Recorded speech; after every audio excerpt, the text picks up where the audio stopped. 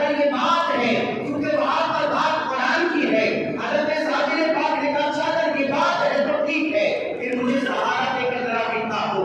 حضرت صابر پاک رحمۃ اللہ علیہ کے کہنے پر حضرت حافظ شمس الدین نے آپ کو بٹھا دیا، یہاں تک کہ قرآن کی تلاوت کرنے لگے۔ قرآن کی تلاوت کرتے کرتے پھر خاموش ہو گئے کہ محبوب کے انداز ہوا کرتے ہیں، یار محبوب کو راضی کیسے کرنا ہے، محبوب کی رضا کیسے حاصل کرنا ہے، محبوب کے ہمیں اپنی طرف توجہ کیسے دلانا ہے۔ ایسے کہ قرآن پڑھتے پڑھتے پھر خاموش ہو گئے۔ پوچھا کہ شمس الدین اب کیا ہو گیا؟ آپ نے فرمایا بات یہ ہے کہ اب حضور میں تھک گیا ہوں، اب بیٹھ کر بھی نہیں پڑھا جاتا، کیونکہ حضرت شیخ بابا فرید الدین گنج شکر رحمۃ اللہ علیہ نے ارشاد فرمایا تھا، آپ نے ارشاد فرمایا تھا کہ میرے صابر کو بٹھا دے ان سے انعام عطا کروں گا۔ حضرت حافظ شمس الدین نے بٹھایا ہی نہیں بلکہ آپ کو لٹا بھی دیا اور حضرت علی اللہ کے ذریعے سے پیغام پہنچایا۔ حضور آپ نے تو کہا تھا کہ حضرت صابر کو بٹھانا ہے، میں نے لٹا دیا ہے، مجھے انعام میں کیا ملے گا؟ حضرت بابا فرید نے فرمایا جاؤ، میں نے تجھے علاؤالدین ہی بخش دیا، میں نے تجھے علاؤالدین ہی عطا کر دیا۔ لہٰذا اسلام پتہ چلا کہ صابر پاک قرآن کو محفوظ رکھتے ہیں اور اس روز کی ابتدا بھی قرآن سے، اور اس لیے یاد رکھا کہ جب بھی کبھی اسے صابری میں آئے یا عام وقت میں بھی آئے تو صابر پاک کی بارگاہ میں کثرت کے ساتھ قرآن کی تلاوت کیا، قرآن کی تلاوت کیا کرو۔ اور یاد ہے کہ جس نے بارگاہ صابری میں آ کر قرآن کی تلاوت کی، یاد رکھنا وہ جو مقاصد لے کر بارگاہ صابر پاک میں حاضر ہوگا، انشاءاللہ اللہ تبارک و تعالیٰ صابر پاک کے وسیلے سے اس کے ہر مقصد کو پورا کرے۔